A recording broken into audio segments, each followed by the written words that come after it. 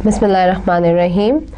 Assalamu alaikum. Today we'll be talking about statistical hypothesis, a very important field in statistics, as well as a similar importance is derived for this topic towards the quantitative analysis and in multiple fields of business and medicine, in even in those situations where we usually won't apply statistical theories, but we used to apply the hypothesis elements. So today it's a very interesting lecture in which we'll be considering that what actually statistical hypothesis is, and what are the following steps which are involved in determining the hypothesis statements, what is null and alternative hypothesis, what are the type 1 and type 2 errors probably residing in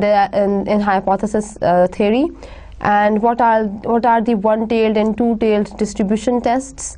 Then we'll be talking about understanding the test statistic approach, that what is the test statistic approach, and then we'll be interpreting the p-value. So as far as the preamble of today's lecture is concerned, so this particular area, the statistical hypothesis, is very much used as it is more towards the application, and it is more towards the you can say the practicability of this approach is very much. So therefore, as compared to the other fields of stats, like we have discussed random variables and we have considered the normal distribution, although these kind of distributions do apply in this inference, but usually this particular area is very widely used once you are taking the research perspective into consideration, or once you are analyzing on your own any situation and taking an inference for that situation. So whenever you're predicting any situation, whenever you are analyzing any situation, you have to create a hypothesis that what to accept and what to reject. Meaning whenever you're taking a decision, this decision by all means has to be based on some hypothetical statements, that whether you accept this particular decision or you reject this particular decision. So alternative, so once you are taking a decision, so once you are accepting any alternative, so you should have some valid cues behind, and once you are rejecting any particular hypothesis or hypothetical statement or any alternative, you should have very strong reasoning behind that why you are accepting and why you are rejecting it. So this hypothesis testing is not only applied in statistical arena but also used in non-statistical areas as well. So in non-statistical hypothesis testing, just consider an example that a criminal trial is an example of hypothesis testing without the statistic. In a trial, a jury must decide between two hypotheses. The null hypothesis is that the defendant is innocent, and the alternative hypothesis or research hypothesis is that the defendant is guilty. So the jury does not know which hypothesis is true. They must make a decision on the basis of evidence presented. So that is a kind of non-statistical hypothesis, जिसके अंदर हम कोई normal distribution, कोई t distribution, कोई variance of means और कोई parameters use नहीं कर रहे, लेकिन हम इसमें एक जजमेंट ले रहे हैं और हम इसमें एक डिसीजन ले रहे हैं और दो अल्टरनेटिव्स में से एक अल्टरनेटिव को पिक कर रहे हैं. दो अल्टरनेटिव्स क्या है कि या तो डिफेंडेंट इनोसेंट है या वो इनोसेंट नहीं है, meaning he is guilty, he is accused of certain kind of claims on him. So but these two decisions are pertaining to the evidence which has been provided for in the favor or in against the particular criminal or defendant. In non-statistical hypothesis, the language of statistics convicting the defendant is called rejecting the null hypothesis in favor of the alternative one. That is, the jury is saying that there is enough evidence to conclude that the defendant is guilty. That is, there is enough evidence to support the alternative hypothesis. If the jury acquits, it is stating that there is not enough evidence to support the alternative hypothesis. Notice that the jury does not saying that the defendant is innocent. Not only that there is no enough evidence to support the alternative hypothesis. That is why we never say that we accept the null hypothesis, although most people in the industry will say we accept the null hypothesis. लेकिन जब हम non statistical hypothesis की बात करते हैं तो उस case में हमें कुछ ऐसे जजमेंट्स कर लेने पड़ते हैं जिसमें हमें एविडेंस की ज़रूरत पड़ती है.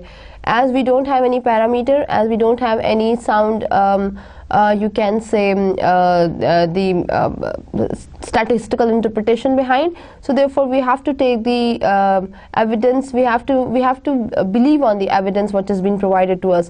If the evidence is sufficient enough, then we take into consideration the null hypothesis, otherwise the alternative one. There are two possible errors. Type 1 error occurs when we reject a true, that is null hypothesis. And that is type 1 error, occurs when the jury convicts an innocent person.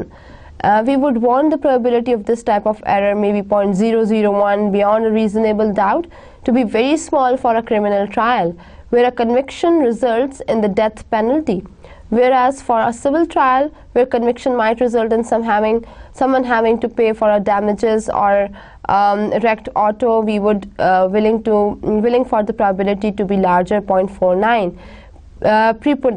Preponderance of the evidence, that is the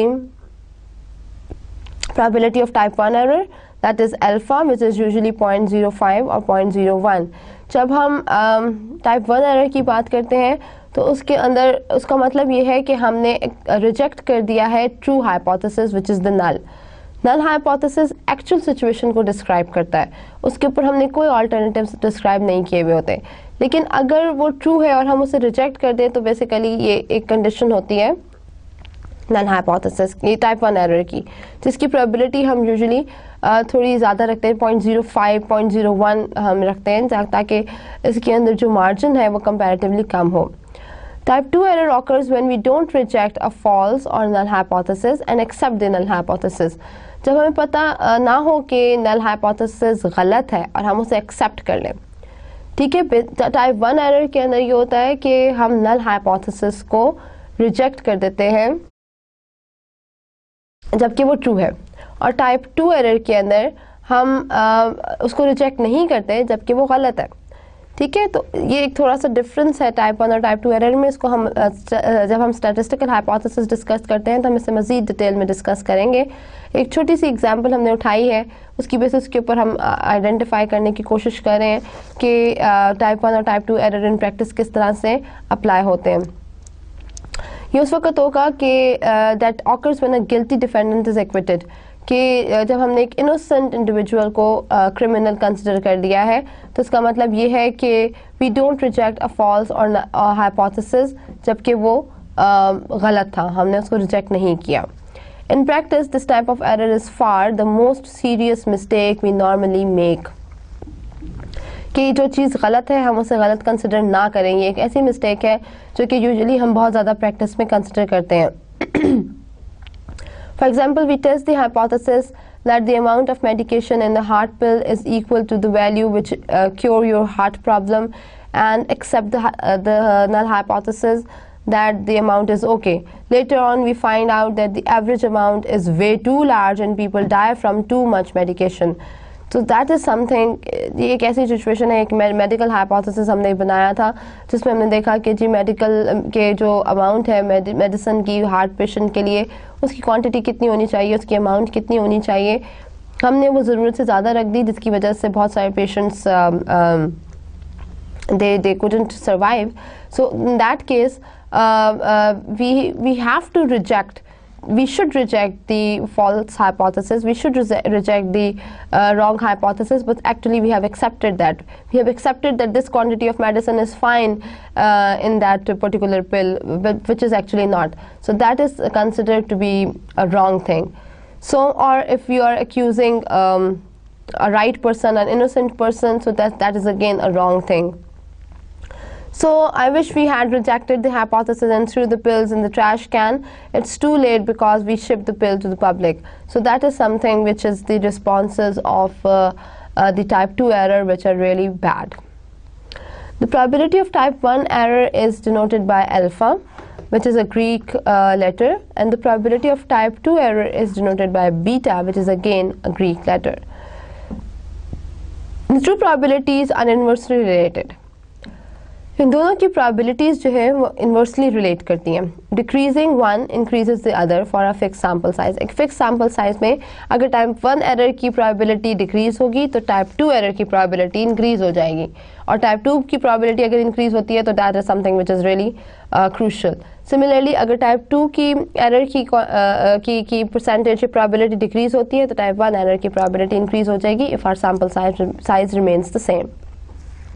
In other words, you can't have alpha and beta both real small for any old sample size. You may have to take much larger sample size, or in the court example you need much more evidences. So in non-statistical hypothesis testing, you by all means need to have lots and lots of samples in order to analyze something, in order to judge something, and in the court case you have to by all means collect multiple evidence sets so that you can take the right decision once you are taking the judgment. So shortly, the type 1 and type 2 errors are described through a table in a way that type 1 error occurs when we reject a true null hypothesis, that is reject H naught when it is true. यहाँ पर अगर आप थोड़ा सा consider करें तो I wish I could let you see that. Now this is H naught. यहाँ पर हम फिलहाल H1 की बात नहीं कर रहे, सॉरी. H naught यहाँ पर शो कर रहा है. H naught अगर ट्रू है, ठीक है, और हमने उसे रिजेक्ट कर दिया है. ना इन दोनों का कॉम्बिनेशन आप देखें ना, ट्रू है और हमने उसे रिजेक्ट कर दिया है तो ये टाइप 1 एरर है. ठीक है जी. अगर वो फॉल्स है, H naught फॉल्स है और हमने उसे एक्सेप्ट कर लिया है, हमने उसे रिजेक्ट नहीं किया, उसे रिजेक्ट होना चाहिए था लेकिन हमने उसे एक्सेप्ट कर लिया है, हमने उसे रिजेक्ट नहीं किया, तो this becomes the type 2 error. Type 2 error occurs when we don't reject a false or null hypothesis, that is do not reject H naught when it is false. तो H naught या तो true होगा या false होगा. अगर वो true है और हम उसे reject कर दें तो ये type 1 error है, और अगर वो false है और हम उसे reject ना करें तो ये type 2 error है. नॉन स्टैटिस्टिकल हाइपोथेसिस टेस्टिंग में जो कुछ मेजर चीज़ें इन्वॉल्व हैं, जो 3-4 मेजर चीज़ें इन्वॉल्व हैं, वो आपके सामने इस वक्त है कि the critical concepts of these are that these there are 2 hypotheses, the null and alternative hypothesis.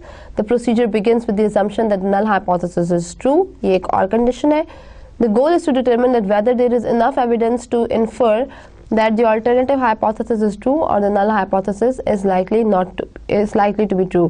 हमें पार्ट जो थर्ड स्टेप आपको नज़र आ रहा है उसमें मेंशन हुआ है कि हमें नल हाइपोथेसिस जो हमने डिटरमिन किया है उसको एक्सेप्ट करने के लिए या रिजेक्ट करने के लिए इनफ एविडेंस की या इनफ रिस्पॉन्सेस की या एक बड़े सैम्पल साइज की ज़रूरत होती है ताकि हमारे पास एक अच्छी बेस बन सके जिसकी बेसिस के ऊपर हम एक्सेप्टेंस और रिजेक्शन कर रहे हैं. Otherwise we either fall in the category of type 1 error और in the type 2 error, and both the errors will not result in the right inference which we'll be making towards the statistical side. So there are 2 possible decisions that conclude there is enough evidence to support alternative hypothesis, तो reject null. अगर alternative hypothesis के बारे में हमारे पास बहुत अच्छा evidence मौजूद है तो फिर हमें null को reject कर देना चाहिए. And second conclusion is that there is not enough evidence to support the alternative hypothesis, so we fail to reject the null hypothesis. So actually अगर हम fail हो गए null hypothesis को reject करने के लिए तो हमने basically उसे accept कर लिया. Now here we'll be talking about the statistical hypothesis. जब हम उसको 2-3 paradigms में discuss करते हैं कि the 2 hypotheses are called the null hypothesis and the other is alternative or research hypothesis. The usual notion is H naught, which is pronounced as H naught, and it is known as the null hypothesis, which determines the actual situation. H1, the alternative or the research hypothesis, it describes the inverse of the H naught. जो भी H naught की situation mention है, उसका जो reversal होगा, उसका जो opposite होगा, वो describe हो रहा होगा H1 के अंदर, which is the alternative hypothesis. So the null hypothesis H naught will always state that the parameters equals the value specified in the alternative hypothesis. कि जो भी values mentioned है वो अल्टरनेटिव में भी और नल में भी सिमिलर होंगी, लेकिन उनकी रिलेशनशिप जो है वो इनवर्स होगी इन दोनों हाइपोथेसिस में. Now consider mean demand for computers during assembly lead time. Rather than estimate the mean demand, our operation manager want to know whether the mean is different from 350 units. In other words, someone is claiming that mean time is 350 units and we want to check this claim out to see if it appears reasonable. We can rephrase this request into a test of hypothesis where mu is equals to 350 and alternative hypothesis states that mu is not equals to 350. अब यहाँ पर हमने mean demand of computer assembly कि एक computer को assemble करने के लिए कितना लीड टाइम की ज़रूरत पड़ती है, तो on an average it is 350 units. जो मीन है इसका वो 350 यूनिट्स आ रहा है, लेकिन द मीन डिमांड आती है कंप्यूटर्स की असेंबली लीड टाइम में. असेंबली लीड टाइम के अंदर जो कंप्यूटर्स की डिमांड है वो अराउंड 350 कंप्यूटर्स या अराउंड 350 यूनिट्स आती है. तो उस केस में हमने ये डिटर्मिन करना है यहाँ पर कि we are interested to know कि क्या वाकई मीन जो है वो 350 से डिफरेंट है या नहीं है. तो इस केस में हम H0 को कंसिडर करेंगे 350 के इक्विवेलेंट और H1 को जिसके ऊपर हमने रिसर्च करनी है. हम H0 के ऊपर रिसर्च नहीं करते, वो hypothesis as it is situation describe कर रहा है जो कि सैंपल में मेंशन है, जो कि पॉपुलेशन में मेंशन है, लेकिन उसके अल्टरनेटिव केस को जो कि हमने एंटिसिपेट किया है उसकी बेसिस के ऊपर हम एक्सेप्ट करते हैं या रिजेक्ट करते हैं नल हाइपोथेसिस को, और जो हम अल्टरनेटिव केस बनाते हैं उसको हम अंडरगो करते हैं फ्रॉम द रिसर्च प्रोसीजर. अब रिसर्च प्रोसीजर क्या है वो हम फ्यूचर लेक्चर्स के अंदर डिस्कस करेंगे, लेकिन फ़िलहाल हमारी कंसिडरेशन सिर्फ यहीं तक होनी चाहिए कि H1 की बेसिस के ऊपर हम रिसर्च कंडक्ट करते हैं और H0 को हम एज इट इज़ कंसिडर करते हैं. तो ये जो एग्जांपल हमें मेंशन हुई है इसमें ये चीज़ गिवन है कि जो मीन डिमांड है कंप्यूटर्स की असेंबली लीड टाइम के अंदर वो 350 यूनिट्स है ऑन एन एवरेज, और हमने यहाँ पर अल्टरनेटिव हाइपोथेसिस कंसिडर किया है कि वो 350 नहीं है. Recall that the standard deviation sigma was assumed to be 75 if the sample size was 25. The sample mean, that is x bar, was calculated to be 370.16. ये एक एग्जाम्पल हमने इससे पहले डिस्कस की थी और ये एग्जाम्पल मैंने जहाँ से उठाई है उसमें ये मेंशन है कि स्टैंडर्ड डेविएशन की 75 है, सैम्पल साइज 25 है, और जो एक्स बार जो कि सैम्पल मीन कैलकुलेट हुआ है वो 370.16 है, which is greater than mu, that is 350, which shows that mu is not equals to 350.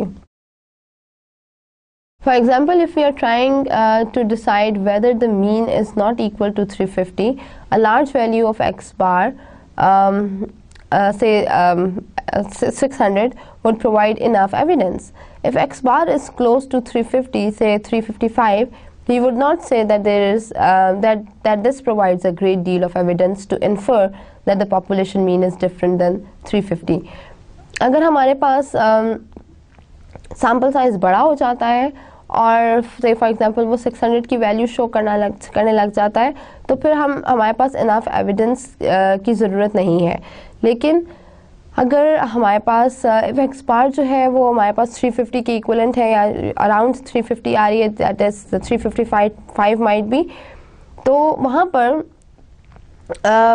we cannot say that we are having an enough set of evidence, but for this we have to say that the population mean is different than 350. We have to accept that.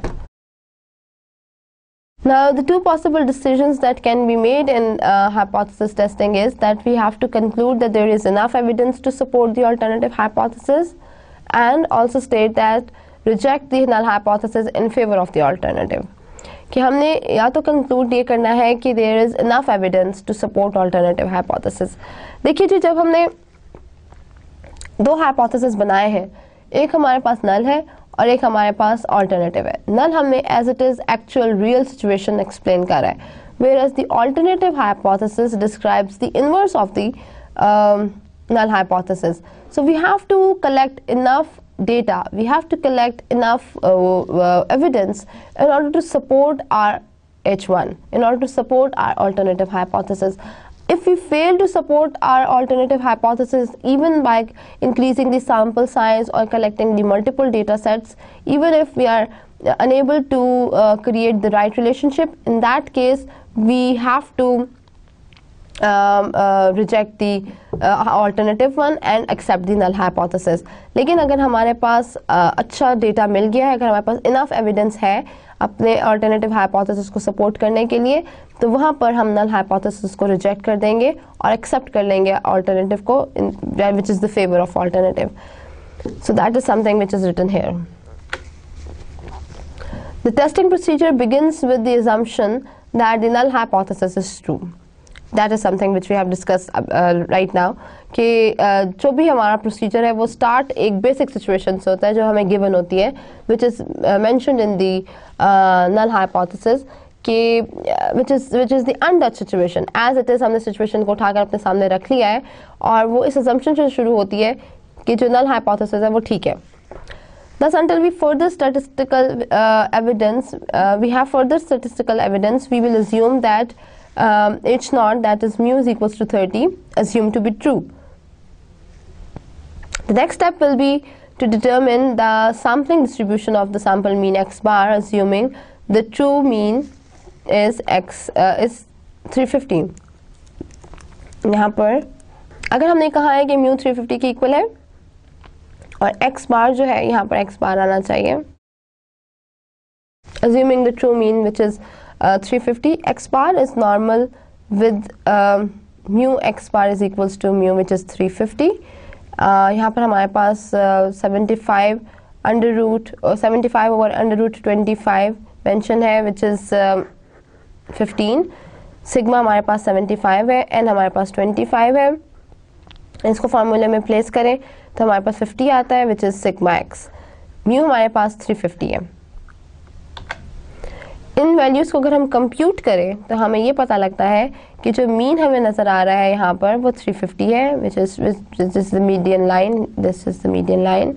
तो ये वाला जो particular line हम show कर रहे हैं यहाँ पर, ये लाइन, ये मीन को शो करेंगे which is the mean value. और सिग्मा हमारे पास 15 है which shows its density. Sampling mean of x bar हमने कैलकुलेट करना है, वो हमें पता लगा है कि दैट इज़ 375. तो वो हमने यहाँ पर ये वाली जो वैल्यू आपको नज़र आ रही है 370 सॉरी, तो एक्स बार जो हमने कंप्यूट किया था वो हमें सैम्पल मीन जो हमें मिला है वो 370 है विच इज़ दिस वैल्यू जो कि हमें रेड एरो से शो हो रही है. Mu is equals to mu of x bar is equals to mu which is 350 जो हमें इस वैल्यू से शो हो रहा है.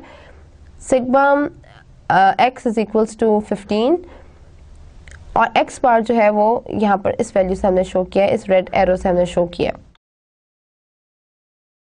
अब 3 तरीके हैं इसको डिटरमिन करने के. पहला तरीका तो ये है कि हम टेस्ट स्टैटिस्टिक रन करें विच इज़ x बार. यहाँ पर ये x बार थोड़ा सा ऊपर चला गया है but actually it has to be hair.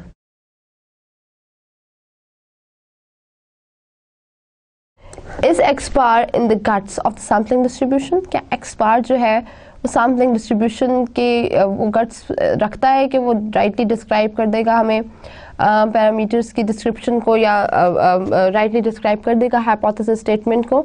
So depends on what we define as the gut of the sampling distribution. If we define the gut as the center 95%, अब वो जो guts है वो हमें कैसे पता लगेंगे, उसके ऊपर हम एक स्पेसिफिक एक कॉन्फिडेंस इंटरवल या एक स्पेसिफिक लिमिट अप्लाई करते हैं जिसको हम एक लास्ट लेक्चर्स में हमने डिस्कस किया था कि हम इतने % श्योरिटी देते हैं कि हमारा जो हाइपोथेसिस है वो इस एरिया के अंदर लाई करता है, हमारा जो एरिया ऑफ एक्सेप्टेंस है वो 95% इसी रीजन के अंदर लाई करेगा. So that is something which is the gut for the sampling distribution. So if we define the guts as the center 95% of the distribution, this means alpha is equals to 0.05. Then the critical values that define the gut will be 1.96. ये 1.96 वही value है जो हमने alpha की generate की थी last lecture के अंदर. सैम्पलिंग डिस्ट्रीब्यूशन जब हमने कंसिडर किया था तो हमने एक छोटा सा टेबल ड्रॉ कर लिया था कि either we are 80%, 88% और 90%, 95% श्योर. तो if we are 95% श्योर तो अल्फा की वैल्यू जो हमारे पास आएगी स्टैंडर्ड रेशो से वो 1.96 है जो कि हमने टेबल से कैलकुलेट की थी. So that value actually shows that the guts will be 1.96 standard deviation of x bar on either side of mean of the sampling distribution, that is 350, or इसको अगर हम अपर कंट्रोल अपर critical value देखें तो अपर critical value हमारे पास आएगी 350 plus 1.96 into 15। ये जो steric sign है ये एक्चुअली मल्टीप्लिकेशन का साइन है। अपर critical value will be 350 plus 1.96 multiplied by 15 which is 379.4, और lower critical value will be 350 minus 1.96 into 15 which is 320.6. Instead of working on exact values, we should work on intervals. We should talk about the given range of values. So if we are talking about the continuous or given range of values, तो हमारे पास 320.6 से 379.4 तक की values की एक range develop हो गई है। सो इन दैट केस जो इन दोनों एरियाज़ में से जो इन 320.6 और 379.4 के दरमियान का एरिया है, ये 95% एरिया कवर करता है अंडर द कर्व। तो हम इस बात की श्योरिटी देते हैं कि जो मीन है वो एग्जिस्ट करेगा 95% इस एरिया के अंदर। ये जो हमने एरिया, ये जो एरिया हमारा शो हुआ है, जो मैं आपको थोड़ा सा शेड करने की कोशिश कर रही हूँ कि ये जो एरिया हमारा 95% और 0.95%, ये area, this area includes mean mu which is 350। और जो हमने बार्स जो लगाई हैं साइड्स के ऊपर which shows 0.25 data on both sides, इसका मतलब ये है कि अल्फ़ा जो है वो 0.05 था, और 0.05 को जब हमने 2 पे डिवाइड किया तो हमारे पास 0.025 आ गया। 0.025% एरिया हमारा दोनों साइड्स के ऊपर एग्जिस्ट करता है सैम्पलिंग डिस्ट्रीब्यूशन में, और 95% we are confident that the mu lies in the centre of the observation. Second way, ये पहला तरीका था हमने एंटिसिपेट करने का अपने हाइपोथेसिस को। दूसरा तरीका ये है कॉन्फिडेंस इंटरवल के साथ, दूसरा तरीका ये है कि हम जेड स्टैटिस्टिक की बात करें, स्टैंडर्डाइज जेड स्टैटिस्टिक, और जिसको हम स्टैंडर्डाइज टेस्ट स्टैटिस्टिक भी कहते हैं। Since we define the guts of the sampling distribution to be the center of 95%, that is alpha is equals to 0.05, if the Z score for the sample mean x bar is greater than 1.96, we know that x bar will be in the rejection region on the right side, or if the x bar score or if the Z score for the sample mean is less than minus 1.96, we know that there will be in the we know that x bar will be in the rejection region on the left side। कि अगर जो z की जो value है वो rejection reason के अंदर आती है तो फिर हम नल हाइपोथेसिस को रिजेक्ट कर देंगे, और अगर वो उस रीजन के अंदर नहीं आती तो इसका मतलब ये है कि वो एक्सेप्टेंस रीजन के अंदर आती है, तो फिर हम उसे एक्सेप्ट कर लेंगे। Z स्टैटिस्टिक वही स्टैंडर्ड रेशियो है which is x bar minus mu over sigma under root n, which shows 370.16 minus 350 which is x bar minus mu over sigma which is 15। ये वैल्यू अगर हम कंप्यूट करें तो हमारे पास 1.344 वैल्यू आती है। इस this set score is the gut of sampling distribution. क्या ये जो स्कोर हमारे पास आया है ये 1.344, क्या ये गट सैम्पलिंग डिस्ट्रीब्यूशन है या नहीं है? इसके लिए हम इसको कंप्यूट करके देखते हैं अपने टेबल के अंदर। तो 0.95% एरिया के ऊपर हमने इसको कंसिडर किया और देखा कि 1.344 की जो वैल्यू है इट इज़, जो कि हमारे इस एरिया के अंदर लाई कर रही है विच इज़ 370.16 हमारे पास एक्स बार था। तो z की जो वैल्यू आई है this lies somewhere between 350 to 370.16। यहाँ से लेकर यहाँ तक की ये वैल्यू कहीं पर एग्जिस्ट कर रही है। इसका मतलब ये है कि it is lying under the curve. जो तीसरा तरीका बचता है हमारे पास सैम्पलिंग डिस्ट्रीब्यूशन का या हाइपोथेसिस टेस्टिंग का, वो पी वैल्यू है। पी वैल्यू यूजुअली हम कंप्यूटर के थ्रू कैलकुलेट करते हैं जब हम स्टेटा या फिर SPSS रन करते हैं। तो SPSS के अंदर सिर्फ एक कमांड होती है पी डिस्ट्रीब्यूशन की, और आपको वो कुछ वैल्यूज़ हमसे मांगता है, वो वैल्यू हम उसे प्रोवाइड कर दें तो वो हमें पी वैल्यू कैलकुलेट करके दे देता है। कंप्यूटर SPSS के थ्रू। जो पी वैल्यू अप्रोच है वो डिस्क्राइब करती है एक्सेप्टेंस और रिजेक्शन रीजन को, और बेसिकली एक ऐसी अप्रोच है जो कि इंक्रीज कर देती है हमारा rejection region until it captures the sample mean X bar. So therefore जो हमने एग्जांपल अभी डिस्कस की Z स्टैटिस्टिक के साथ, इसी एग्जांपल को अगर हम कंसिडर करें, for this example since x bar is lies to the right of the mean, we calculate Z as x bar is greater than 370.17 or is Z is greater than or equals to 1.34 which is 0.0901। अगर हम 1.344 को Z normal distribution के table के अंदर देखें तो हमारे पास 0.090 value आती है।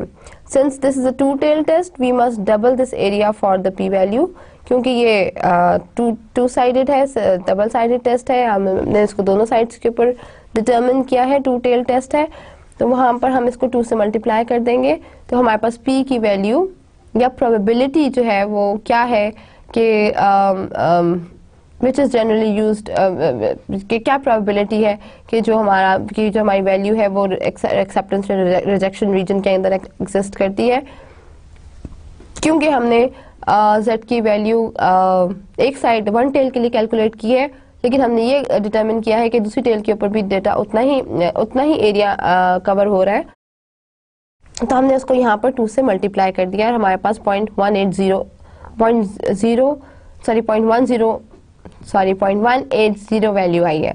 Since we define the gut as the centre 95%, that is alpha 0.05, the rejection region is the other 5%. Since our sample mean x bar is in 18.02% region, it cannot be in our 5% rejection region. तो अगर हमारा जो basically जो p value है वो हमारा rejection reason बहुत बड़ा कर देती है, जिसकी वजह से अगर हमने we know that we are 5% in the margin, कि अगर हमारी जो वैल्यू है p की वो 5% की रेंज में आएगी तो ही हम इसको एक्सेप्ट करेंगे, लेकिन वो हमने इतना बड़ा कर दिया एरिया कि उस केस में हमारे पास जो अभी p वैल्यू आई है that is this covers under the 18% of the area of 95%, which is definitely higher than the 5% area which we have selected as in the alpha value. तो उस केस में हमारे पास जो p वैल्यू है वो लाई कर रही है कर्व के under, which determines that we should not reject the null hypothesis. So A level used in multiple situations. Let A is equals to probability of erroneously rejecting H naught. Set alpha as threshold. That is, let alpha is equals to 0.10 or 0.05 or whatever. Reject H naught where P is less than alpha.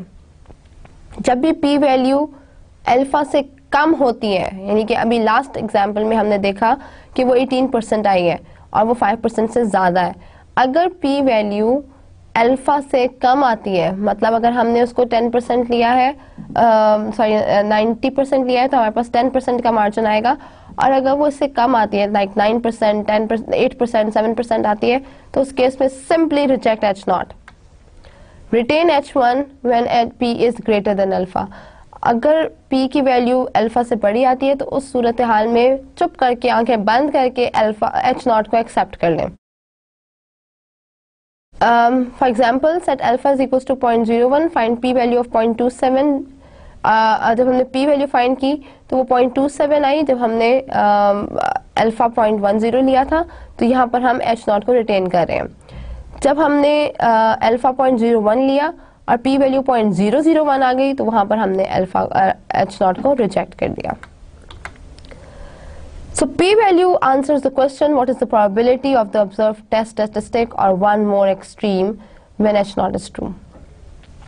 p value basically उसका function क्या है कि वो इस सवाल का जवाब देती है कि क्या प्रोबेबिलिटी है कि हमारा जो ऑब्जर्व टेस्ट स्टैटिस्टिक है वो एक एक्सट्रीम है, वो राइट एक्सट्रीम है हमारे H नॉट की, कि H नॉट ठीक है या H नॉट ठीक नहीं है। This corresponds to the A union C in the tail of the standard normal distribution beyond the Z statistic. So basically ये कंबाइन करती है एरिया नॉर्मल डिस्ट्रीब्यूशन का जो कि Z स्टैटिस्टिक ने डिटरमिन किया है। और थर्डली ये डिटरमिन करती है Z स्टैटिस्टिक को टुवर्ड्स P वैल्यू, कि जो Z स्टैटिस्टिक हमने डिटरमिन किया है उसकी बेसिस के ऊपर ये P वैल्यू को एक्सप्लेन करती है।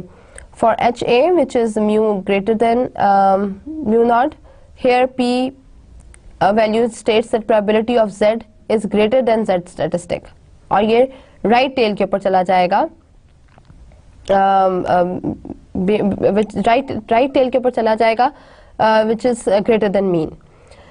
अगर मीन जो है वो लेस देन म्यू नॉट है तो उस केस में जो प्रोबेबिलिटी है Z स्टैटिस्टिक की will be less than probability है Z की which is less then Z statistic, तो उस केस में वो लेफ्ट के ऊपर चला जाएगा from the mean. Z statistic is basically the mean. तो अगर Z के राइट के ऊपर एरिया चला गया है तो उसका मतलब है कि मीन से बड़ी वैल्यू है म्यू की, और अगर लेफ्ट के ऊपर चला गया है वैल्यू P वैल्यू तो इसका मतलब है कि Z स्टैटिस्टिक जो है वो Z वैल्यू जो है वो छोटी है Z स्टैटिस्टिक से।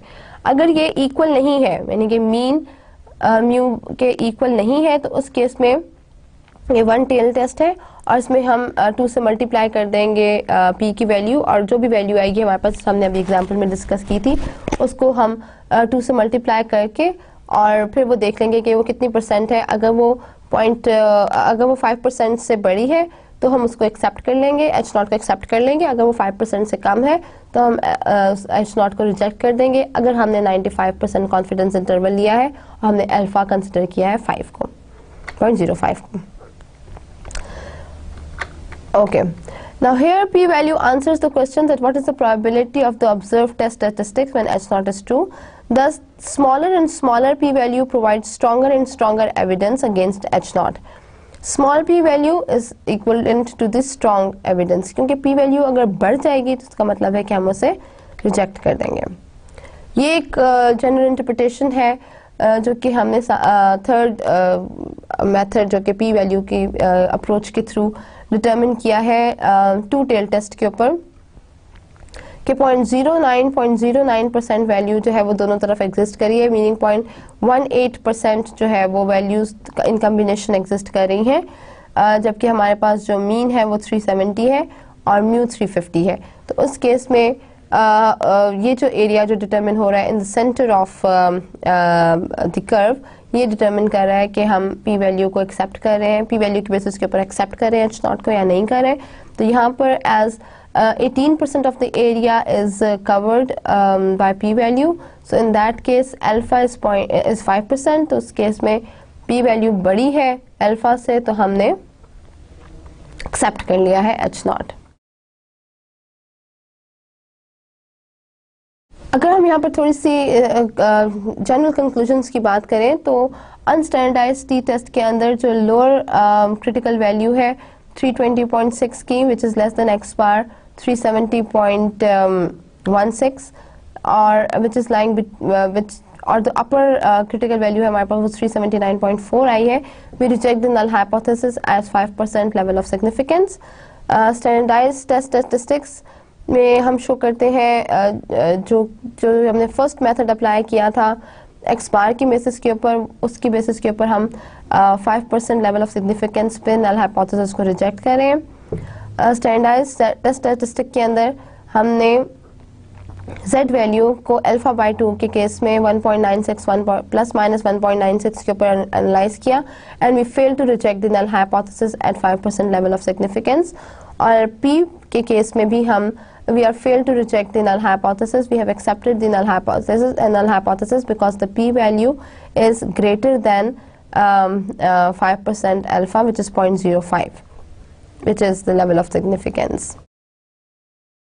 So now we consider another example on the basis of which we'll be analyzing that how we can be more practical.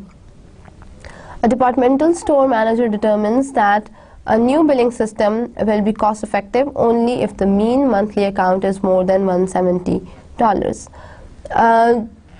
Cost effective उसी वक्त होगा बिलिंग सिस्टम जब हमारा जो मीन है मंथली अकाउंट का वो $170 आएगा। A random sample of 400 monthly accounts is drawn, from which the sample mean is considered as $178. The accounts are approximately normally distributed with a standard deviation of $65. We can conclude that the new system will be cost effective. हमारा जो sample mean है वो population mean से बड़ा आया है और standard deviation है वो 65 है, तो हमने यहाँ पर एनालाइज करना है कि क्या ये जो हमारे पास जो बिलिंग सिस्टम है वो एक कॉस्ट इफेक्टिव चीज शो कर रहा है या नहीं शो कर रहा. The system will be cost effective if the mean account balance for all customers is greater then 170. We express this belief as our research hypothesis, that is mu is greater than 170. That is what we want to determine. Thus, our null hypothesis will be mu is equals to 170, which specifies a single value for parameter of interest. Actually, mu is less than or equals to 170. Now, what you want to show that mu is equals to mu is greater than 170 or mu is less than or equals to 170. We assume that this is true. Normally, we put h naught first. So therefore, we know that n is equals to 400. हमने 400 samples को randomly draw किया था, जिसमें हमें sample mean जो मिला था वो x bar which is 178 है और sigma हमें पता लगा 65. यहाँ से हमने sigma of x bar की value calculate की which is 3.25. 65 divided by under root 400 which is 3.25. यहाँ से अगर हम अपर क्रिटिकल वैल्यू को एनालाइज करें तो रिजेक्शन रीजन में the rejection region is a range of value such that if the test statistic falls into the range, we decide to reject the null hypothesis in favor of the alternative hypothesis. Mean हमारे पास 170 है और हमने 178 की basis के ऊपर अपर critical value determine की है where x bar is greater than x bar L. So x bar L is the critical value of x bar to reject h naught.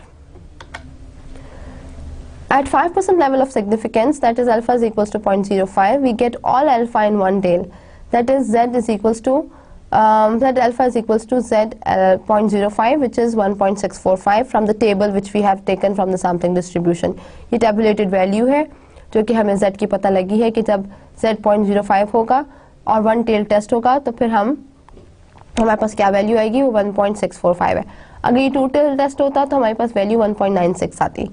Therefore, ये tabulated values है, अगर आप table को refer करेंगे तो आपको ये वैल्यूज पता लग जाएंगी. Therefore, the upper critical value is 170 plus 1.645 multiplied 3.25, which is 175.35. Since our sample mean is 178 is greater than the critical value, we calculated 175.35. We reject the null hypothesis in favor of H1. हमारे पास enough evidence आ गया है कि हमने जब Z value compute की है तो हमारे पास अपर कंट्रोल क्रिटिकल वैल्यू से पता लग रहा है कि हमारे पास 175.35 वैल्यू आई है Z अल्फा की, जो कि मीन से कम है. So, उस केस में हमने जो कंसिडर की थी अपना हाइपोथेसिस अल्टरनेटिव केस में वो करेक्ट कंसिडर हो गया है और हमने नल को रिजेक्ट कर दिया है और अल्टरनेटिव को एक्सेप्ट कर लिया है. यहाँ पर इसके ऊपर फर्दर कंप्यूटेशंस भी आपके लिए अवेलेबल हैं. इसी चीज़ को अगर हम एग्जांपल के थ्रू कंसिडर कर लें तो इसी को अगर हम कंप्यूटेशन के थ्रू कंसिडर कर लें तो एक्स बार एल जो है वो हमें शो कर रहा है 175.34 which is actually greater than 170.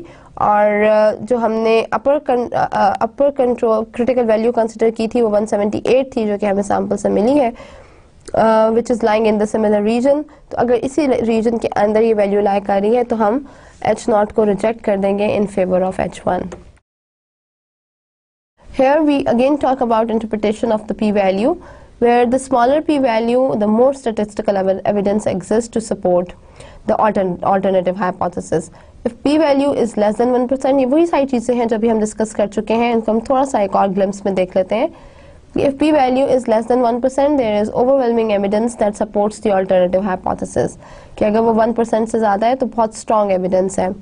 If p value is between 1 to 5% is a strong evidence that supports the alternative hypothesis. यहाँ पर भी 1 से 5 के दरमियान में अगर वैल्यू लाई करती है तो भी हमारे पास जो एविडेंस है वो अल्टरनेटिव की तरफ चला जाएगा और हम एक्सेप्ट करेंगे अल्टरनेटिव को. If p value is between 5 to 10%, there is a weak evidence that support our alternative hypothesis. अगर हम 90 to 95% की बात करते हैं तो वहाँ पर हमारे पास एक weak hypothesis बनता है. और अगर p value जो है वो 10% से exceed कर जाती है तो हमारे पास कोई support नहीं है, कोई evidence नहीं है कि हम alternative hypothesis को accept करें. So we observe a p value of 0.0069. Hence there is overwhelming evidence to support h naught, which is mu, is greater than 170. यहाँ पर से एक छोटी सी जो भी हमने डिस्कस किया उसी को हम थोड़ा सा ग्राफिकली देख लेते हैं कि जब हमारे पास p वैल्यू 0.01 से बिलो होगी, which is 0.0069 in the current example case, तो ये हाईली सिग्निफिकेंट वैल्यू है जो कि हमें ओवरवेलमिंग एविडेंस प्रोवाइड कर रही है, ज़रूरत से ज़्यादा अच्छा एविडेंस प्रोवाइड कर रही है. जब ये 0.05 और 0.10 के या 5% या 10% के दरमियान में लाया करेगी तो भी ये हमारे पास स्ट्रॉन्ग एविडेंस है और एक सिग्निफिकेंट प्रूफ है या एविडेंस है एक्सेप्ट करने के लिए अल्टरनेटिव को. जब हमारे पास p वैल्यू 0.1 से या 10% से एक्सीड कर जाती है तो हमारे पास वीक एविडेंस या नो एविडेंस बन जाता है अल्टरनेटिव के केस में. So we reject the null hypothesis. We conclude that there is enough evidence to infer the alternative hypothesis is true in the previous example. And if we fail to reject the null hypothesis, we conclude that there is not enough statistical evidence to infer that the alternative hypothesis is true. This does not mean that we have proven that the null hypothesis is true. हम कभी भी null hypothesis के ऊपर किसी किस्म की consideration नहीं करते. हमने ये consider नहीं किया कि null hypothesis जो है वो true है या false है. हमने ये consider किया है कि alternative hypothesis के ऊपर जो responses आए हैं वो काफ़ी बेहतर हैं और इस वजह से हमने उसको accept कर लिया. So keep in mind that committing a type 1 error or type 2 error can be very bad depending on the problem. कि टाइप 1 एरर के ऊपर भी अगर हम अपनी प्रॉब्लम को ले जाते हैं, टाइप 2 के ऊपर भी अपनी प्रॉब्लम को अगर हम ले जाते हैं तो हमारे पास कोई भी अच्छा सोल्यूशन नहीं निकलता और बेसिकली जो रिजल्ट्स आते हैं वो बहुत वेग आते हैं और बहुत डिस्ट्रेसिंग आते हैं. Now we talk about one tail test with rejection region on the right. कि जब हमारे पास वन टेल टेस्ट हो और जिसकी रिजेक्शन रीजन राइट साइड की तरफ हो, जिस तरह हमने प्रीवियस एग्जांपल में डिस्कस किया, तो उसकी जो प्रेजेंटेशन है वो इस तरह से शो होगी. और the last example was one tail test because the rejection region is located only one tail of the sampling distribution. More correctly, there was an example on right tail test where mu is greater than 170 and mu naught towards h naught is less than or equals to 170. इस case में अगर हम इसको revert कर लें, इसी example को reverse कर लें कि हमारे पास h नॉट जो है वो mu is less than equals to 170 बन जाए और h1 जो है वो ग्रेटर देन 170 हो जाए, तो ये वाली सारी चीज़ें जो है ये लेफ्ट साइड के ऊपर मूव कर जाएंगी. Again it will be a one tail test towards left और उस केस में हमारे पास जो रीजन शो होगी वो होगी LCV which is lower critical value.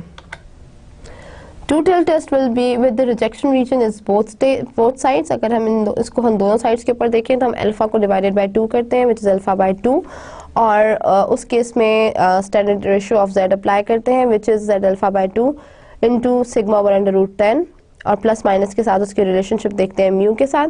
और हाइपोथेसिस जो हमने रन करना है वो हम इन टेल्स का जो एरिया है उस एरिया को नेग्लेक्ट करने के बाद कंसिडर करते हैं.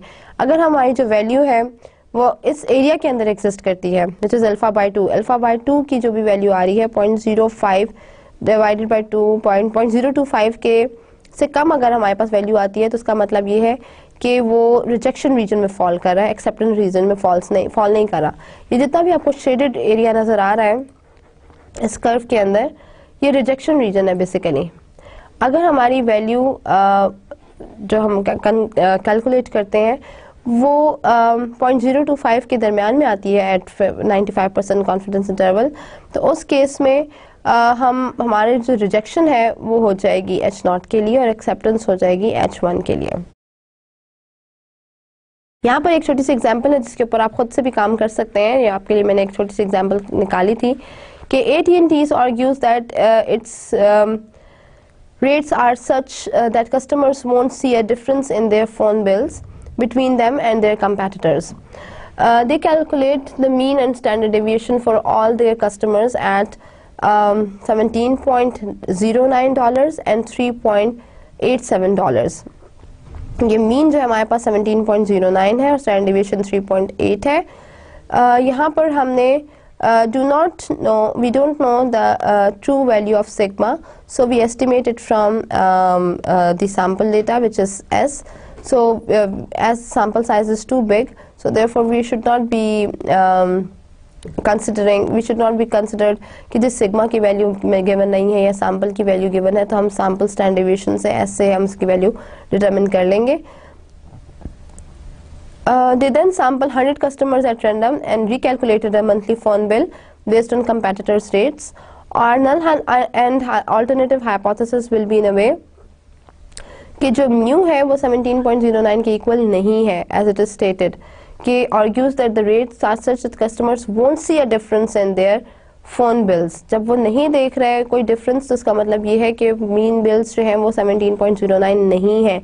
और अल्टरनेटिव इसका डेफिनेटली ये हो जाएगा कि मीन बिल्स 17.09 है और हमने जो चीज़ को टेस्ट करना है वो 17.09 या जो आपका अल्टरनेटिव हाइपोथेसिस है उसे टेस्ट करना है.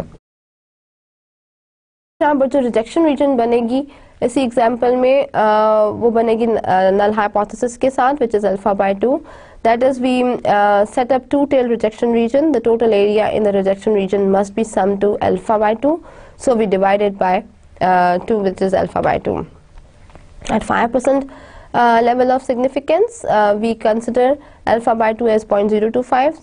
Thus, Z 0.025 is 1.96, and our rejection region will comes in the shaded area.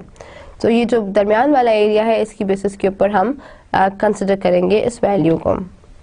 From the data we calculate that x bar is equals to 17.5, where z is equals to x bar minus mu or sigma over n. We find that z is equals to 1.19. यहाँ से जो calculated value of z आई है वो 1.19 है और जो हमने alpha by 2 से वैल्यू निकाली थी वो 1.96 है. अब 1.96 is greater than 1.19, so therefore we cannot reject null hypothesis in the favor of H1. इसलिए क्योंकि 1.19 actually is residing in this region. 1.19 is residing in the rejection region, so therefore we are not having strong support to accept H1. Therefore we are rejecting H1 and accepting null hypothesis. That is, there is insufficient evidence to infer that there is a difference between the bills of AT&T and the competitor. तो इस तरह से हमें जो चीज़ बहुत clearly नज़र आ रही है इस एग्जाम्पल से वो ये है कि जो वैल्यू हमने कैलकुलेट की है वो 1.19 है, which is far less than 1.96. और 1.96 ये वो एरिया है जो कि दोनों साइड्स के ऊपर रिजेक्शन रीजन में शामिल होता है. अब दोनों साइड्स के ऊपर जो रिजेक्शन रीजन है हमारे टू टेल टेस्ट के अंदर जो दोनों साइड के ऊपर रिजेक्शन रीजन है 1.96 coming is in the right corner of the rejection region. So therefore we are not having strong support to accept H1. अगर ये वैल्यू 1.96 से बड़ी होती तो फिर हम कंसिडर कर सकते थे कि ये इस रिजेक्शन रीजन में नहीं आ रही, एक्सेप्टेंस रीजन में आ रही है. अगर एक्सेप्टेंस रीजन में आ रही है तो हमारे पास स्ट्रॉन्ग एविडेंस है H1 को एक्सेप्ट करने का. लेकिन अब क्योंकि ये 1.96 आई है सेट की कैलकुलेटेड वैल्यू तो इसका मतलब ये है कि हमारे पास स्ट्रॉन्ग एविडेंस नहीं है. We are having insufficient evidence to conclude कि जो मीन वैल्यू है वो 17.09 ही है उसकी AT&T की. सो that is something which is a very clear example. थोड़ा सा हम समराइज कर लेते हैं तो हमें पता लगेगा कि वन टेल और टू टेल टेस्ट की डिस्क्रिप्शन क्या होती है. कि जो one tail test towards left होगा उसमें H1 डिस्क्राइब कर रहा होगा कि म्यू नॉट के इक्वल है और अल्टरनेटिव डिस्क्राइब कर रहा होगा कि म्यू नॉट से छोटा है. तो अगर म्यू नॉट से छोटा है तो हमारे पास लेफ्ट साइड के ऊपर एरिया कवर होगा, और that is something which is under consideration.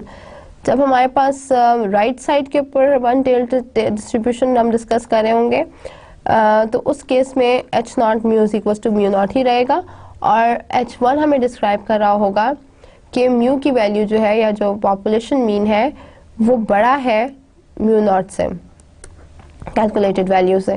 तो उस केस में हमारे पास राइट साइड के ऊपर एरिया जो है वो कवर होगा अंडर द कर्व, और रिजेक्शन रीजन हमारे पास राइट साइड के ऊपर आएगी। वन टेल लेफ्ट टेल के अंदर हमारे पास रिजेक्शन रीजन लेफ्ट साइड के ऊपर आएगी। टू टेल्ड केस के अंदर when H1 shows or alternative hypothesis shows कि mu1 is not equals to mu2, तो वो या बड़ा होगा या छोटा होगा। तो उस केस में हमारे पास दोनों पॉसिबिलिटीज होंगी, या वो छोटा होगा या वो बड़ा होगा, और इस केस में रिजेक्शन रीजन हमारे पास दोनों साइड्स के ऊपर एग्जिस्ट करेगा। अगर रिजेक्शन रीजन हमारा दोनों साइड्स के ऊपर एग्जिस्ट करता है तो इसका मतलब ये है कि इन दोनों साइड्स के अंदर ही अगर वैल्यू लाई करती है, मीनिंग अगर नेगेटिव वन लाई की फॉर्म में लाई करेगी तो भी वो रिजेक्शन रीजन में है, और अगर पॉजिटिव साइड के ऊपर भी एग्जिस्ट करेगी तो भी वो रिजेक्शन रीजन में शामिल हो सकती है। यहाँ पर हम छोटा सा लुक टाइप 2 एरर को भी दे देते हैं, जो कि हमारे पास बीटा की इक्वल होता है। Type 2 error occurs when a false or null hypothesis is not rejected, or you accept the null when it is not true. But we do not say it in this way if a statistician is around, क्योंकि this is not actually acceptance and rejection case. This is actually the case of provision of evidence, which might be in one case and might not be in the other. So in type 2 error हमने null hypothesis को reject नहीं किया, हालांकि करना चाहिए था, हमने उसे accept कर लिया, हालांकि वो गलत है। In practice, this is by far the most serious error we can make in our most cases, especially in the quality field. So when you're judging the test, the statistical test of hypothesis is effectively defined by the significance level alpha and the sample size n, both of which are selected by the statistics practitioner. Therefore, if the probability of type 2 error, which is beta, ये जो है ये beta should reside here. It is too large. It is too large, we have insufficient power. We can reduce by increasing alpha. ये alpha जो है यहाँ आएगा, और increasing the sample size n. तो type 2 error से बचने का तरीका ये है कि या तो हम alpha की वैल्यू को increase कर दें, क्योंकि जो टाइप 2 एरर है वो बहुत फ्रीक्वेंटली एग्जिस्ट करता है, और क्वालिटी रिलेटेड प्रॉब्लम्स में बहुत ज़्यादा एरोनियस एंट्रीज कर देता है, एरोनियस कंक्लूजन्स कर सकता है। तो टाइप 2 एरर से बचने के दो तरीके हैं। एक तरीका तो ये है कि हम सैम्पल साइज बड़ा कर दें, और दूसरा तरीका ये है कि हम अल्फ़ा का साइज जो है वो बड़ा कर दें। मीनिंग अगर अल्फ़ा 95% है तो हम उसे 99% कर दें, और अगर सैम्पल साइज 40 है तो हम उसे 60 कर दें। तो इन दोनों तरीकों से हम टाइप 2 एरर से बच सकते हैं। The power of alpha test is defined as 1 minus beta. This supposed to be beta, and it has to come here. It represents the probability of rejecting the null hypothesis when it is false, and the true mean is something other than the null value for the mean. If we are testing the hypothesis that the average amount of medication in blood pressure pill is equal to 6 mg, which is good, and we fail to reject the null hypothesis, ship the pills to patient worldwide only to find out later the true average amount of medication is really 8 mg and people die, we get in trouble. This occurred because p value is 0.32, or this will be coming under 68% chance on not rejecting the null for these bad pills and shipping to the patient worldwide. कि अगर हमने type 2 error को reduce को consider कर लिया है अपने conclusion में, तो हमने एक गलत किस्म की पिल एक गलत फार्मूला के साथ वर्ल्ड वाइड डिस्ट्रीब्यूट कर दी है, जिससे पेशेंट्स कैन डाई. तो that is the hazards which can be created through the acceptance of error 2, और जब हमारे पास error 2 type 2 error exist करता है तो उस केस में multiple erroneous problems हो सकती हैं. यहाँ पर हमारा जो नॉर्मल डिस्ट्रीब्यूशन का कर्व है, एक्चुअली हमने उसको खींच के थोड़ा सा साइड पे हम ले गए हैं, जो कि हमें आपको रेड एरो से नज़र आ रहा होगा, जिसकी वजह से हमारा ओवरऑल जो डिस्ट्रीब्यूशन है वो फ्लक्चुएट हो गया। So today what we have discussed is, आज हमने बात की है हाइपोथेसिस टेस्टिंग के बारे में। हमने डिटेल में डिस्कस किया है कि हाइपोथेसिस किस सिचुएशन को कहते हैं, नल और अल्टरनेटिव हाइपोथेसिस क्या होते हैं, क्या चीज़ डिस्क्राइब कर रहे होते हैं। वी हैव ऑल्सो डिस्कस्ड के स्टैटिस्टिकल सिचुएशन के अंदर और नॉन स्टैटिस्टिकल सिचुएशन के अंदर हाइपोथेसिस की या हाइपोथेटिकल स्टेटमेंट्स की क्या इंपॉर्टेंस होती है और वो किस तरह से क्रिएट होती हैं और वो क्या चीज़ शो करती हैं। हमने ये भी डिस्कस किया है कि 3 मेथड्स होते हैं हाइपोथेसिस टेस्टिंग के। एक मीन के थ्रू हम हाइपोथेसिस टेस्टिंग करते हैं, एक जेड स्टैटिस्टिक के थ्रू करते हैं और एक पी वैल्यू के थ्रू करते हैं। इन तीनों मेथड्स में से जो स्टैंडर्ड और जो सबसे ज़्यादा लेटेस्ट मेथड है वो पी वैल्यू है, और हमने डिस्कस किया है कि पी वैल्यू की इंटरप्रिटेशन हम किस तरह से देते हैं, वो कब एक्सेप्ट होगी और वो कब रिजेक्ट होगी। इन दोनों केसेस में हमने ये भी डिटरमिन किया है कि टाइप 1 एरर और टाइप 2 एरर किन कंडीशंस में एग्जिस्ट कर रहा होता है और उसको रिड्यूस करने के क्या पैरामीटर्स होते हैं, और हमने ये सारे के सारे कॉन्सेप्ट्स मल्टीपल एग्जांपल्स के साथ डिस्कस किए हैं। For your further ambiguities in these lectures, you will be provided with the handouts and you can take some more details from them. Thank you so much for this time. In next lecture, we'll be talking about the goodness of fit and chi-square. Allah Hafiz.